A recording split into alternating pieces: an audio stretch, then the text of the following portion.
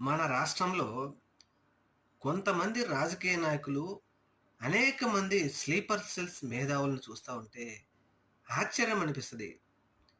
జగన్మోహన్ రెడ్డి అంటే నిజంగా ఒంటి కాలి మీద పరిగెత్తుకొనొస్తారు.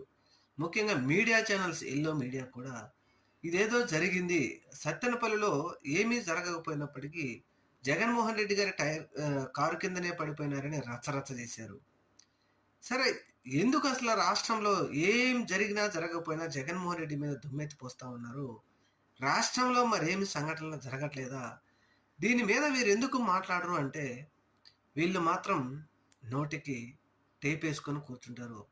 రాష్ట్రంలో దళిత మహిళల మీద ఏం జరిగినా, దళితుల మీద ఏం జరిగినా మాకు సంబంధం లేదు. మేము చూడలేదు. ఈవీఎం ట్యాంపరింగ్ జరిగింది.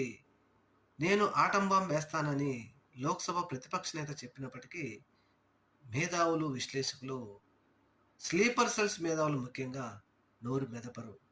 మరి అధికార పార్టీ జగన్ పేరెత్తే మళ్ళా వీరు బయటకొస్తారు. మరి ఈ విచిత్రం ఏందో గాని ప్రజలు కూడా అర్థం చేసుకోవాలి.